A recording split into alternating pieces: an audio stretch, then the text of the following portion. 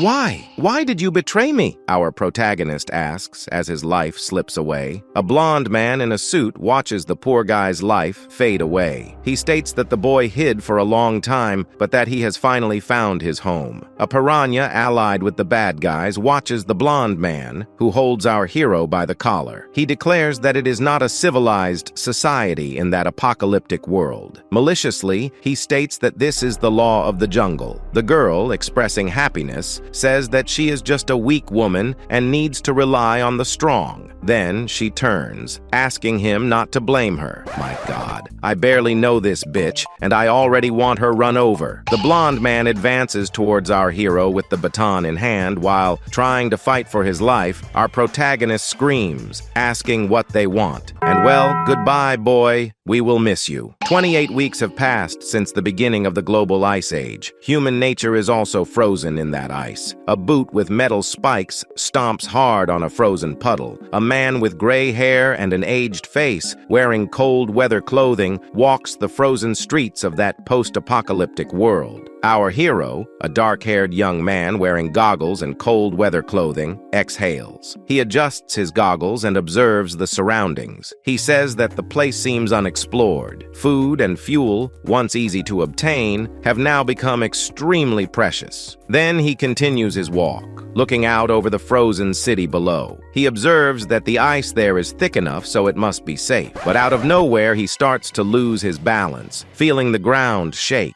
Fear takes over the poor boy. He wonders if this is an earthquake. Our hero, amidst the chaos of the crumbling city, despairs and curses the situation. He says that this frozen world is like God telling them something. He struggles to stay on his feet as the ground cracks beneath him. He concludes that human civilization is as fragile as thin ice, vulnerable to a single blow. Then he plunges through a fissure that has opened in the ice, clinging desperately to the edges. He despairs, thinking he will fall and die if he continues at this rate. Our hero, in free fall, tries to hook his climbing gear into the ice wall. He pleads for the equipment not to break. Large blocks of ice break away from the wall as he continues to fall. Then, he manages to hook his equipment onto the ice wall. He laments, realizing that he can't stop the fall completely. Large rocks of ice begin to fall on a frozen establishment. And well, our hero finds himself lying on a surface of snow. He observes with relief that luckily it was snow down there. If it had been ice, he would have died. He wonders what that old saying about escaping a great disaster was. Our protagonist smiles confidently. He says there must be something even more desperate in that frozen world. But why did the idiot have to say that right now? A giant mouth with sharp teeth emerges from the ice. 4 bright blue eyes open, gazing at a delicious snack in front of him. The creature is called White Skin. It is said that she hunts human beings. That's right, my dear. For a post-apocalyptic survivor, you are an excellent takeaway. Then our hero questions whether this is luck. The creature, White Skin, lunges at the man. As our protagonist runs with all his speed, he thinks this luck is not worth it. The creature, White Skin, breaks through the ice with its hand, destroying everything in its path. The boy watches the creature, terrified. He shouts, saying that this is a disaster. Then a giant blade of ice breaks loose from the ceiling of the place. The creature, White Skin, roars furiously as the piece of ice falls on its head. Then, the large piece of ice falls on the creature, hitting it squarely. The boy, still in shock, watches the creature. He questions if this happened because of the excessive noise that caused the ice stalactites to fall. He says that either way, this is saving his life. But with no pause for rest, he watches in horror as something falls from the ceiling. He turns and tries to run desperately, but the situation is bad, and the only thing he can do is face it head on. An avalanche of ice approaches him. Our hero despairs, realizing that he will be buried alive. Then he screams as he sinks into the snow and the flood that formed. His hand emerges from the snow, trying to reach the surface while his whole body is buried. But that's when a ghostly figure with horns appears in front of him and shines intensely, emitting rays of energy. Then, our hero's eye opens amidst the darkness. With electricity running through his eyes, our protagonist sits up. He kneels in the snow, bringing his hand to his head, confused, and wonders what just happened and why he's having daydreams there. Now, a bright blue mark pulsates on the back of his neck. But then he decides to forget what happened and that he's been outside for too long.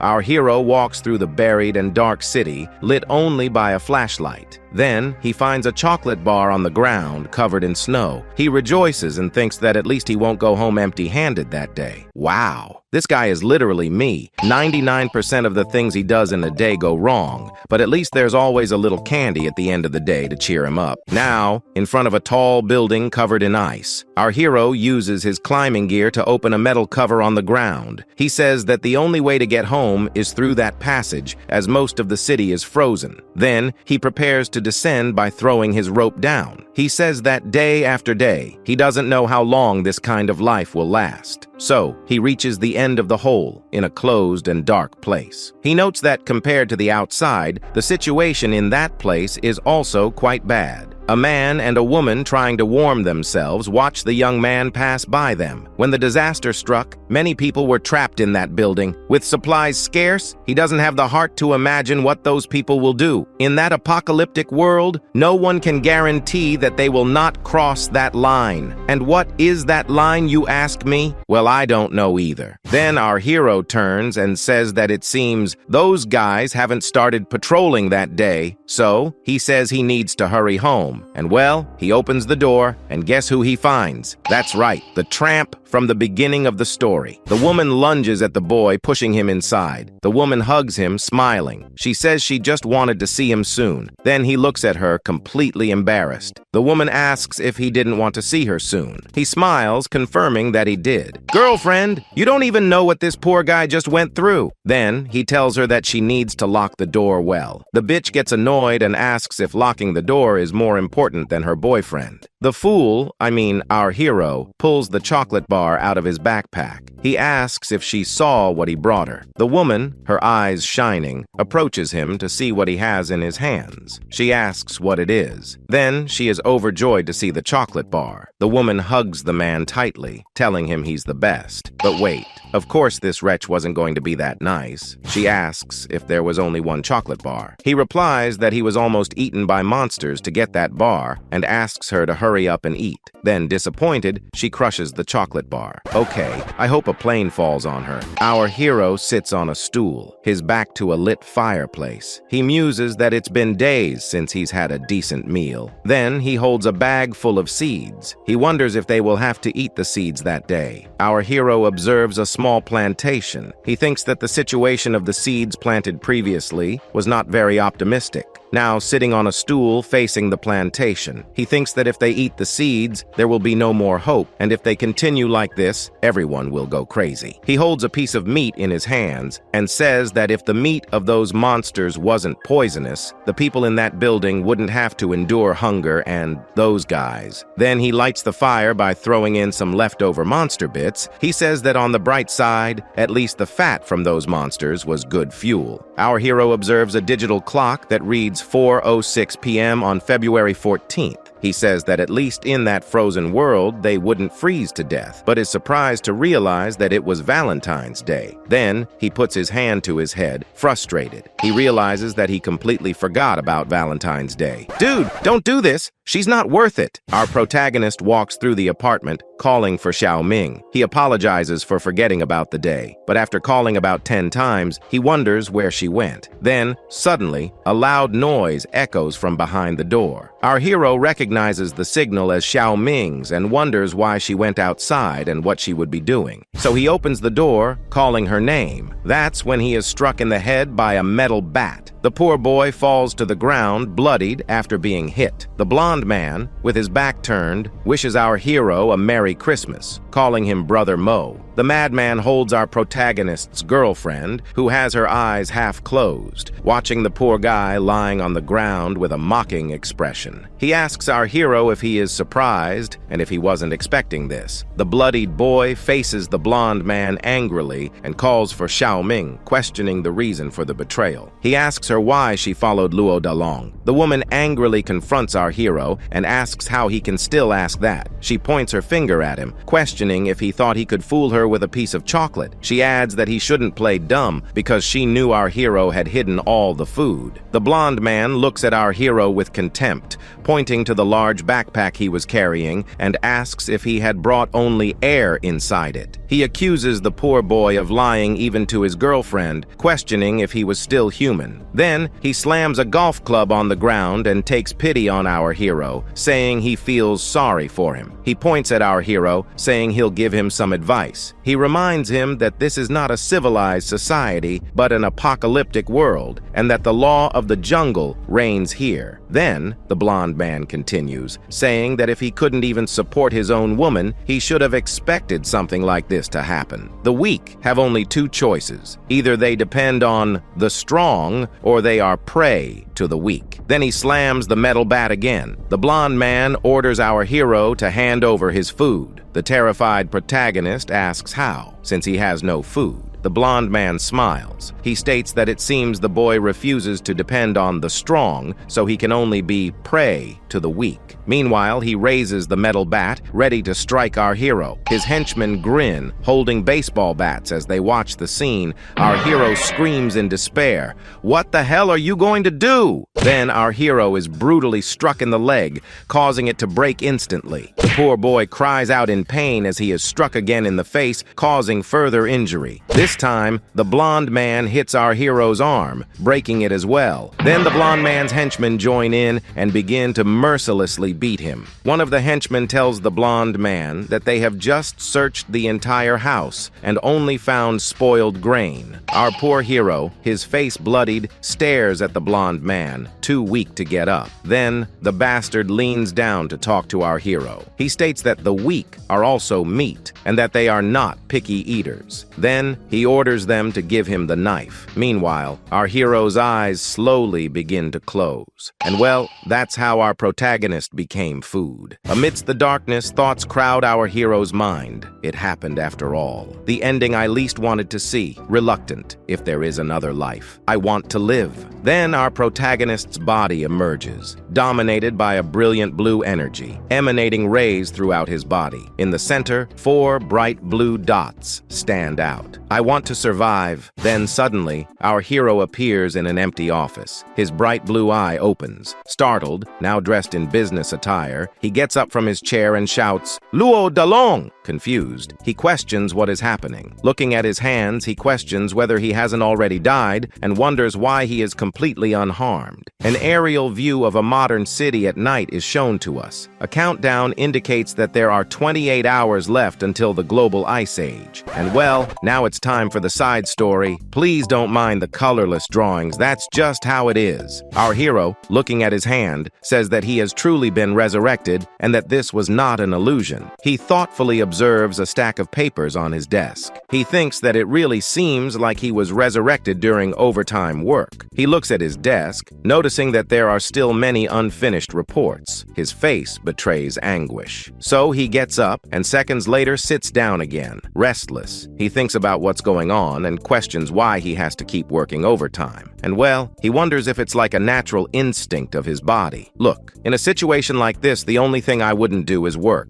And well, now back to our regularly scheduled programming. A night view of the city with illuminated buildings is shown to us. A sign indicates that there are 24 hours left until the global ice age. Protests continue in Queens. An angry mob sets a bus on fire while a group of people watch from atop the vehicle. The city police department has dispatched a large number of officers to maintain order. A group of elegant people are enjoying themselves at an exclusive party in Manhattan. Everyone is toasting with glasses of wine. On the streets, Brooklyn gangs are conducting transactions. The whole city is oblivious to what is about to happen, except for one person. Then, our hero observes an immense aurora borealis forming in the sky. Blue and green lights fill the city night sky. A man observes the phenomenon, while another person encourages him to take a picture. Our hero comments that it's the aurora borealis, simply put, the sign of the ice age. Then, he looks at his cell phone. He says that the person who called him at that moment could only be, that's right, the bitch who betrayed him. Then, he remembers the events of his past life. The blonde smiles maliciously and says that she is just a weak woman and needs to rely on the strong. Meanwhile, our hero, with his back turned, walks down the street. He comments that he was blinded by her looks. He says that she did that to him and that it was time to end it all. Then, he presses the green answer call button on his cell phone, staring at the screen. The woman asks Mo if he is still working overtime and if he saw the aurora, commenting that it was beautiful. She asks him if he can lend her some money, as it looks like her credit card has reached its limit. Then, without thinking twice, he declares that they are over and that she should not call him again. The woman, surprised, questions what happened to him, asking why he is suddenly acting that way. Mo smiles as he presses the delete contact button. Our hero says that he got a second chance. Furious, he concludes that women like his ex-girlfriend who would harm him will freeze to death in the coming ice age. Now, in the borough of Brooklyn, a green digital clock on the side of a building reads 11:58 p.m. on July 14th. Our confident protagonist adjusts his tie and says that this time he will be well prepared. Then he remembers that in the previous life, or rather, in the previous cycle, the temperature gradually dropped to freezing point in the 24 hours before the Ice Age. From that moment on, there were less than 28 hours left before the world froze over. He says that there seems to be plenty of time, but that as the temperature drops, people would realize the problem. In other words, society, which was already unstable, would become even more chaotic. Mo says he only has 1 hour left to gather supplies. He observes several gallons of water. In addition to regular supplies, in that initial chaotic environment, they also need something to protect themselves. Then, he spots a pistol inside a police officer's holster. That's right, our hero needs weapons. 2 policemen inside the patrol car watch him. One of them comments that he thinks Mo is suspicious. A guy like that still wandering the streets so late. Then, the older policeman decides to follow the man and promises to show the other some tricks. One of the policemen orders him to stop and not move. The policeman points a gun at him, ordering him to raise his hands. The other officer speaks into the radio, reporting a suspected robbery on 4th Avenue. The other officer, irritated, says that the neighborhood has been hectic lately and that they mistook him for a thief. The older policeman continues to point his gun at him, asking him what he is holding. Then Mo replies that it is just a phone. He looks at the timer on his cell phone, which reads midnight. He says he doesn't have time to waste with those 2 cops. Our hero, with his hands raised, hopes that they will release him soon after the inspection. The older policeman orders the younger policeman to remember that at that moment they should not approach the suspect recklessly. The nervous younger officer points his gun at the man, asking him to show what's in the backpack and take it all out. Our hero smiles, looking at the policeman. He says that he's just a worker and that, but there's not even time to answer, my God. Did these cops use some kind of drug? The younger officer yells, panicked, that it's a gun. Then, he shoots without even being sure of anything. Our hero watches the bullet break the sound barrier, getting closer and closer to him. That's when a miracle happens. Our hero's will to live pulses in his mind. A second chance. A chance to keep living. Will this end here? No! I want to live! Mo watches closely the trajectory of the bullet fired in his direction and thinks, surprised, that he is seeing the bullets clearly. The bullet slowly approaches him, who feels time slowing down. An intense blue energy emanates from his body. Then, slightly moving his head to the side, he wonders if he can dodge it, thinking that this doesn't seem like an illusion. The younger officer continues to shoot. Our hero curses him, calling him an idiot, and questions whether he is really shooting at his taxpayer. My God, man! What kind of cop is this? The urge to laugh is great, but the urge to cry is even greater. Mo continues to dodge the shots, enveloped in a brilliant blue aura. He says that he has no time to waste with a stupid person like him. The younger officer, in shock, continues to fire. The bullet fired by the officer is frozen in midair. Then, our hero, advancing at high speed, delivers a powerful punch to the brainless cop's face. Oh my God! Our protagonist has a freaking cyberpunk Sandivistan. Cool! The policeman's face contorts with the impact, and he is thrown back. The older policeman watches the scene in shock. "Well, I guess this one isn't walking anymore." The older policeman in shock asks what Mo did to his partner. He gets up from the ground, scared. The policeman wonders who the hell Mo is. Enveloped in a blue aura, Mo turns to the policeman. His eyes shine with a mysterious power. Mo looks at the fallen policeman and replies, "I don't know." And with this view of the city at night, with the aurora borealis coloring the sky, our hero's productive day comes to an end. The officer, panting, reports to headquarters over the radio. He reports that the suspect escaped and that they lost a weapon. The dispatcher repeats the information, confirming that the suspect fled and that the police weapon was lost. Mo runs through the city streets, using his superhuman speed to disappear into the night. He says that today has been truly unbelievable. Mo, still on the move, says he needs to get out of there as soon as possible. My God!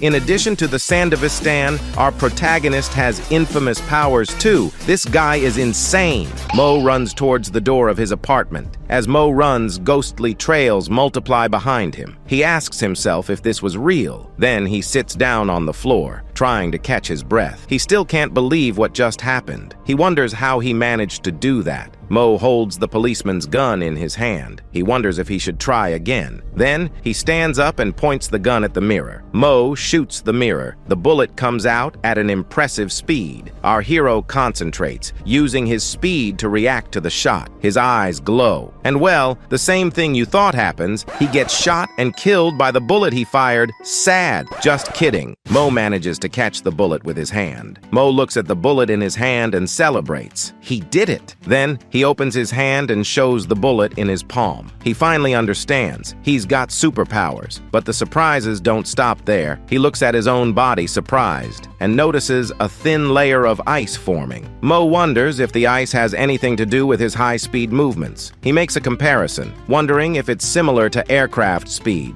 Then, our hero confirms to himself that his power is related to speed. Although not a unique ability, Mo smiles, thinking about how to use this to his advantage. Then, he clenches his hand tightly and states that he has already foreseen the day of judgment. He concludes that with his new ability, he can be one step ahead. Then suddenly, he hears the doorbell ring and wonders who would be visiting him so late. Then, the landlady appears, an elderly woman wearing glasses. The lady calls for Mo, concerned. She asks if he heard the gunshots. Mo looks at the gun on the table, surprised, and murmurs, not knowing what to answer. He pretends, saying that the noise was from the television and that the remote control is broken. He apologizes. The old woman recalls a recent robbery at a nearby supermarket and comments that security in the neighborhood is not good. Then she states that everything is fine. Mo thanks the lady for her concern, but tries to get rid of her. The lady asks him to take care of himself, as young people need to pay more attention to their health. Mo goes back to his apartment.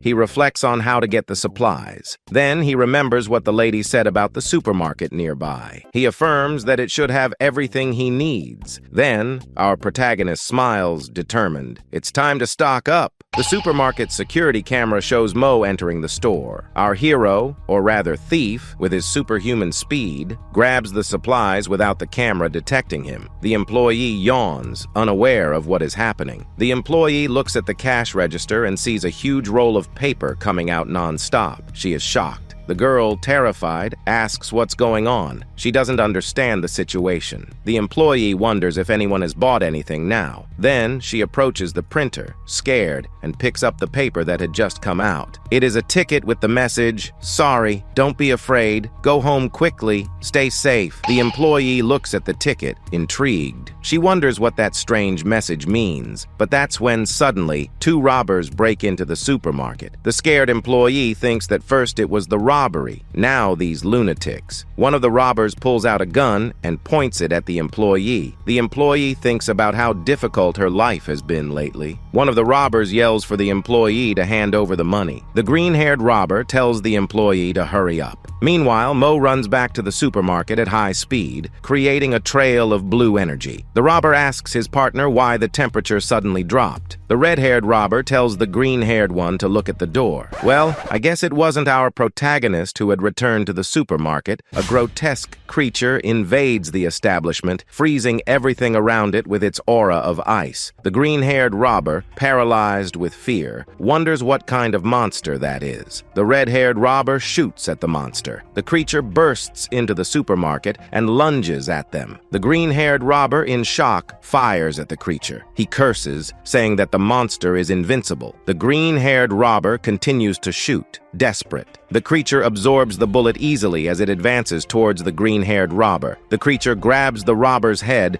crushing it like a small grape. Then, the creature throws the green-haired robber away in disgust. The creature complains, saying that he tastes horrible. The cashier, in shock, tries to take a picture of the creature with her cell phone. Then the girl starts a live stream showing the creature swallowing the red-haired robber. At a police station, 2 police officers watch the attack unfold on their cell phone.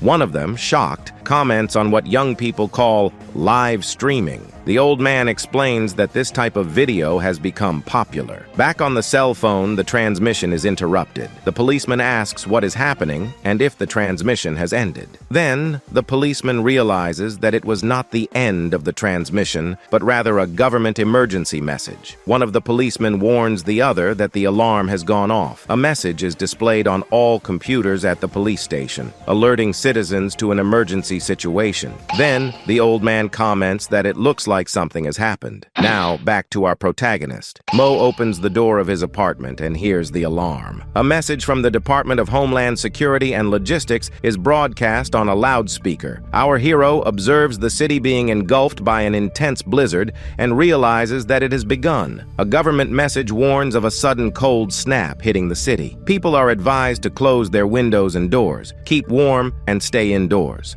The cold wave intensifies, and snow falls harder on the city. The storm approaches. The Ice Age hit Brooklyn first. And guess what? There's only 1 hour left until it gets even worse. Snow falls intensely as an official broadcast takes over the speakers, requesting the citizens' attention. The message claims to be from the Department of Homeland Security and Logistics. In disbelief, the security guard at the headquarters questions why Homeland Security is involved, deducing that the situation must be serious. His colleague, sitting next to him, comments that it must just be the unstable weather they've had in recent days. Elsewhere, a woman in a white coat watches the announcement on a cell phone while smoking a cigarette. A new government message is broadcast, asking citizens to remain calm and not panic. As the snow falls outside, Mo, in his apartment, says there won't be any problems this time as he works on creating something with his drill. The official announcement continues, requesting that,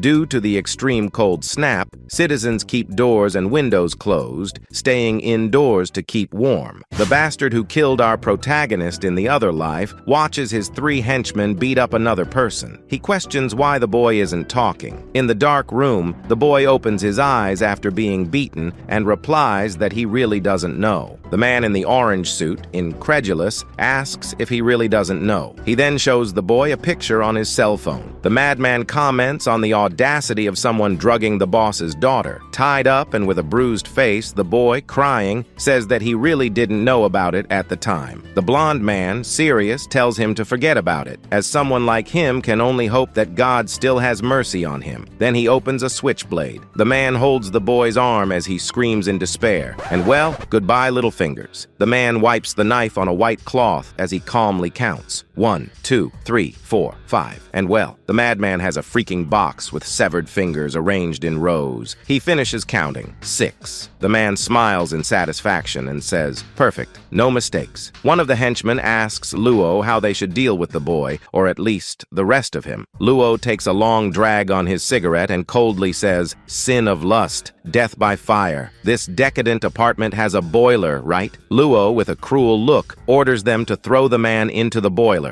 Then his 2 henchmen obey him and watch as a sack is thrown into a burning boiler. One of them says, "Rest in peace." One of the henchmen observes the old boiler and questions whether it would explode if they put a body inside. The other, pink-haired, tells his friend to stop talking nonsense, as Luo is waiting for them. Suddenly, the green-haired henchman feels something is wrong. A loud explosion occurs inside the boiler. The pink-haired henchman freaks out at the bang and curses his friend, saying he jinxed them. The friend, in shock, watches the smoke coming out of the boiler and mutters, "No, this is..." Meanwhile, Mo uses a drill to finish building a structure. Our hero, tired but satisfied, observes the finished structure and says, "A structure to grow crops, finally ready." Mo looks at his stocked supplies and says that even if he doesn't go out, he could survive for quite a while with what he has, but concludes that it's still not enough. He states that supplies will eventually run out, but sustainable self-sufficiency is the key to survival. So Mo reveals his plan to build a perfect survival room that is self-sufficient. Looking at his cell phone clock, he says the freezing phenomenon has been going on for almost an hour, and they need to hurry. Mo wonders if this wouldn't be the perfect time to speed things up. After all, time is life. Then, suddenly, Mo hears someone knocking on the door and wonders who it could be at that hour. He opens the apartment door and wonders why the situation seemed so familiar to him. A security guard, accompanied by another man, apologizes to Mo for bothering him. Our hero, surprised by the security guard's visit, wonders what's going on. Then, he smiles and greets the security guard, calling him Old Joe and asking what's up. The guard advises that the temperature outside has dropped suddenly, according to the announcement, but the heating is having problems. Mo asks, confused, if the heating is broken. The guard explains that they are afraid that people will not notice the drop in temperature during the night, so they are advising everyone to stay safe. Mo remembers something similar happening the previous week, when the heating also malfunctioned and was not fixed in time. Mo recalls that the last time he tried to fix the heating, it was already completely damaged. Our hero states that they can't afford to repeat the same mistake this time. The problem needs to be fixed. He then suggests accompanying them to the location of the problem, stating that he could probably fix it. The guard is encouraged by Mo's suggestion and says that it would be great if he could. The guard asks Mo where he is going. Mo asks if the boiler room is not in that direction. The guard explains that the building's boiler room is in the basement, so they have to go another way. Then, our hero stops and remembers that the boiler room in the building is illegal. Mo remembers Mrs. Fang mentioning the problem, concluding that she must have been referring to the top floor. He wonders if he is not remembering correctly. The guard and his companion open the door. They feel the intense cold coming from the basement. Mo observes a strange smoke and comments that it looks a bit different. The guard asks Mo to check the smoke. Our protagonist comments that it seems to be cold air. Mo analyzes the situation and concludes that everything should be fine. Suddenly, Mo notices a blue liquid leaking and exclaims, "Wait!" One of the guards asks Mo if there is any other problem, while a scary hand reaches out towards him. Suddenly, a monstrous creature with multiple eyes and tentacles emerges from the ground, attacking the guard, or rather, exploding his head. The creature roars, showing its sharp teeth, as it screams that its fingers are growing back. Mo observes the creature closely and wonders how there could be a white skin there. The guard wonders what the hell that is, as he watches the creature explode his colleague into 1,000 pieces. And well, I can tell you exactly what that creature is, my dear security guard. Obviously, it's the ghostly Ben 10. Didn't you notice the resemblance? Old Joe watches the scene in shock and screams in panic. What? The creature opens its body and moves to devour the poor guard. Old Joe backs away in terror. Then, Mo feels a jolt of energy run through his body. He yells, "Damn!" But that's when our hero uses his powers. Mo moves at high speed, creating a series of ghostly trails. Then, he arrives just in time and runs with Old Joe in his arms. The creature roars furiously as Mo and the guard dodge the attack. He watches the creature reassemble itself and thinks that was close. Old Joe almost lost his head. Then, our hero cheers up when he sees that the basement door is still open. Mo says that if he runs at top speed, he will be able to escape. But suddenly, the creature lunges toward Mo, who looks on in surprise. Mo, startled, wonders how it can keep up with his speed. Our protagonist tries to dodge, but the creature attacks him with its tentacles, preventing his escape. Mo wonders if, because he's holding old Joe, his speed isn't high enough. Then, he decides that he needs to get old Joe out of there as quickly as possible. Determined, Mo apologizes to the guard. Then, he uses his speed to hurl the old man toward the exit while ordering Joe to leave. What a hero, friends. What a hero. If the monster doesn't kill the old man, why doesn't he kill him himself, right? Old Joe, in shock, observes the situation and wonders what is going on. After getting the old man out of harm's way, or maybe just killing him, he turns around and, well, now he has a much bigger problem to deal with. The creature lunges with its tentacles toward the door as the ground shakes violently. Then, our hero takes a deep breath. The creature stops in front of him and screams, "Fingers? No fingers!" Mo deduces that his difficulty using speed was really related to old Joe. Our protagonist wonders why this is happening. Then he decides to analyze the situation. Our hero recalls that when he was holding old Joe, the white-skinned creature was able to catch up with him. Now, without old Joe, he was faster than white skin. So, he wonders if there is any condition that negates his ability. Mo watches the creature point at him and say, "Fingers." Our hero states that he can confirm that the condition that negates his ability has nothing to do with the white-skinned creature. Mo concludes that the condition must be related only to old Joe. He remembers that the moment he threw old Joe, strange things happened. There was an energy emanating from him similar to the energy released when his ability was activated. Mo questions if there is any connection between the stones and his ability. Then, surprised, he notices some stones on the ground. Mo, wide-eyed, exclaims that he understands. In his past life, humans faced the white-skinned creature with no chance of survival. Upon spotting the creature, all he could think about was running as fast as he could. But he states that it's different now. Mo, confident, says that if his assumption is correct, the former prey can become the hunter. Then he activates his powers, raising his hands and channeling some energy. Mo concentrates, ready to test his theory. Then he hurls the energy-surrounded stone toward the creature. Breathless, he concludes that his assumption was correct. Our hero states that his ability only affects targets contaminated with energy. As long as it's contaminated by energy, he can accelerate anything. As long as it accelerates, the object's kinetic energy will increase. Even a small stone accelerated to a certain point can have the power of an electromagnetic cannon,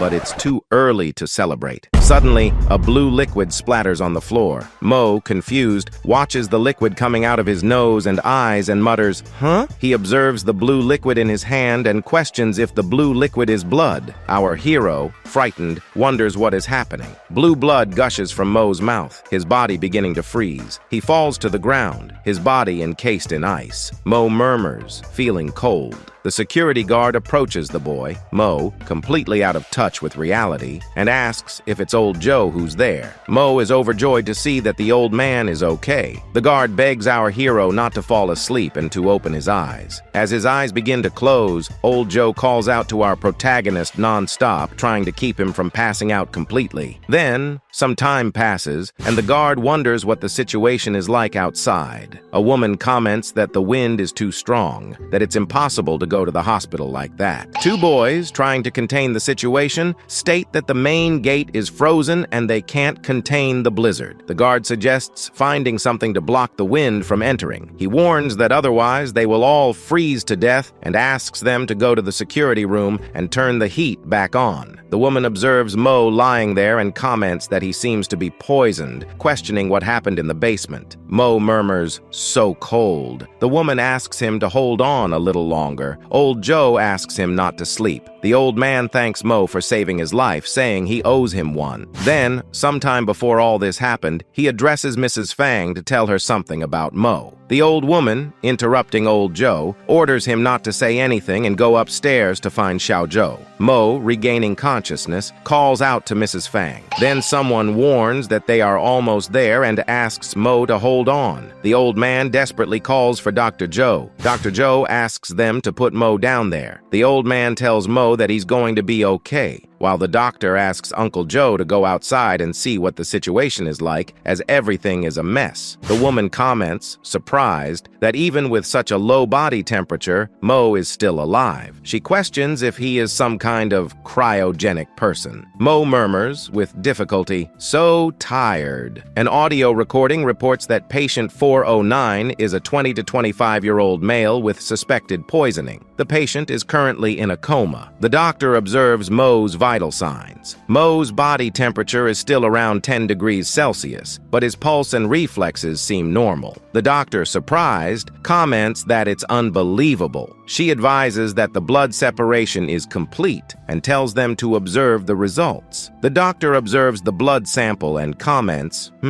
interesting. Never seen that before. The doctor explains, before centrifugation, the appearance of the blood was no different from normal blood. Then she points to 2 blood samples, one normal and one with blue impurities. The doctor reports that analysis of the blood sample will take some more time. She decides to continue observing the patient's surface characteristics. She observes the blue patterns on Mo's skin. She comments, if you don't look closely, you might mistake it for a vein. But upon closer inspection, it looks like some kind of allergic reaction. Then Mo's eyes open. The doctor, surprised, asks if Mo is awake. Mo, confused, wonders what's going on. The doctor suggests that Mo not move for now. Our hero asks who she is. The doctor, taking a drag on her cigarette, smiles and says, hey, me? Then she claims to be just an unlicensed underground doctor. The doctor, looking at Mo, explains that due to some reasons, she cannot reveal her real name to him. Then the doctor tells Mo to call her Dr. Joe. The doctor asks how Mo got into this situation. Mo, confused, asks what she means. Dr. Joe explains that, honestly, she has never seen symptoms like his. She asks Mo what exactly he experienced on the 2nd level of the basement. The temperature in Brooklyn drops to minus 29 degrees. The known world record for lowest body temperature is 13.7 degrees Celsius. That's the lowest temperature ever recorded. Although theoretically, the human body can tolerate 0 degrees Celsius. At this temperature, body tissues freeze and cells are destroyed. In fact, temperatures below 32 degrees can cause atrioventricular fibrillation and death. This is called hypothermia. Humans cannot survive in an environment of minus 29 degrees Celsius. It is even more impossible to survive when the body temperature is below 13.7 degrees Celsius. The doctor, holding a thermometer, tells Mo that he can let go now. Dr. Joe shows Mo a thermometer reading 11.5 degrees Celsius and asks him to look at his current body temperature. Dr. Joe remarks to Mo that it's a miracle he's still alive. Mo, surprised by the low temperature, wonders how this is possible. He wonders if the cause of this is his ability. Then he declares that he has no time to think about this now and needs to complete the plan as quickly as possible. Dr. Joe says, "I understand." Mo gets up from the stretcher but ends up slipping in a puddle of water. Dr. Joe reminds Mo that she told him not to move and states that his body is very weak right now. She declares that she has figured out what is wrong with Mo. Then she asks Mo if he has any superpowers. Mo, stunned, wonders how she found out. Our hero says he has no time to waste there with the doctor. Mo, with a wry smile, questions what kind of joke that is. The doctor asks him not to underestimate a doctor's power of observation. She says she went down to the 2nd level of the basement. Then Mo, observing his situation, says, as long as his ability is activated, even if he has to climb back up, it will still be much faster. Then jets of blue blood spurt from Mo's body as he collapses. Dr. Joe asks, concerned, if Mo is okay. Mo, desperate, asks what is happening to him. Mo panics because he can no longer use acceleration. He wonders why this is happening to him now. A digital clock reads 2:52 p.m. Our hero recalls his experience from the previous week and thinks about what is about to happen. A man in a suit walks down a hallway. The man says that after meeting with Dr. Joe, they both need to behave a little better. The blonde man and his henchman stop in front of the laboratory door. Then the two of them notice a noise coming from the door. Mo, confused, murmurs, "Hey!" Dr. Joe seriously orders them to get lost. Then she asks Mo to get up quickly and give her his hand. Mo, not understanding, asks what's going on and who's out there. The doctor orders Mo to lie down. Our hero, lying down, asks why she changed her mind all of a sudden. Dr. Joe tells him not to ask. Then, she holds Mo's face and tells him that if he wants to survive, just do what she says. She asks Mo to wait there, close his eyes, and not move if he hears anything. She asks if he understood. Then, she opens the door using a device. And well, the blonde guy who killed our protagonist in the other life is the one who appears at the door. He apologizes for the disturbance. Dr. Joe, seriously, asks what he wants from her. The man asks her if he can come in to talk for a bit, if it's not too much trouble. Dr. Joe replies that it's up to him. The doctor lights a cigarette, while the guy says he heard that resident 409 was being treated at her place and he needs to ask him something. Mo, lying down, overhears the conversation and thinks, wait, that voice. Dr. Joe expresses regret, saying that unfortunately the person the man is looking for died of poisoning. Then the blonde man says, what a shame. Our hero recognizes that voice. It's Luo Dalong. Mo, shocked to hear that voice, wonders if Luo Dalong hadn't completely frozen before showing up there last week. Then our hero says, irritated, damn it, why now of all times? Mo figures that if he could use his acceleration, he could kill Luo Dalong right there. Luo Dalong frowns and mutters, huh? Then Luo Dalong thanks Dr. Joe for all her hard work all this time. He asks if she's sure the person is really dead. He says he thought he saw the patient blink. Luo Dalong suggests she help him check again. The doctor asks Luo Dalong what he means by that. She assures Luo Dalong that he is already dead. Luo Dalong, with a switchblade in hand, asks what would happen if it was just a fake death. Then the jerk smiles and, raising his knife against our hero, says, sorry. Dr. Joe, surprised, murmurs. Then, without thinking twice, she slaps the jerk in the face. She asks if he is questioning her abilities. One of the green-haired henchmen, furious, curses Dr. Joe and asks if she wants to die. The other asks if she doesn't want to live anymore, while calling her a bitch. Luo Dalong orders them to stop. He apologizes to Dr. Joe for their rudeness. Then he lights his lighter. Luo Dalong says that she has saved many of his brothers on the road and questions how he could doubt her. As the madman makes a scary face, he admits it was his fault and asks Dr. Joe not to be mad. Luo Dalong continues, saying he hopes she doesn't forget who has been taking care of her and her dirty, miserable clinic. He asks Dr. Joe to give him an answer about that matter as soon as possible. The madman orders her to think about it. Then Dr. Joe mutters, tsk, what nonsense. Then the door closes. Dr. Joe warns Mo, get up, he's gone. She takes a drag on her cigarette and says she thinks Mo must have a lot of questions right now. Our hero, thinking, says that last week's Luo Dalong at least had a reason to kill him. He wonders why this Luo Dalong wanted to kill him the first time they met. Then he continues his questioning, also asking why the woman wanted to protect him. Then he stops and decides to think about these things later. Mo asks Dr. Joe where his clothes are. The doctor, surprised, asks if that's really the first thing Mo wants to know.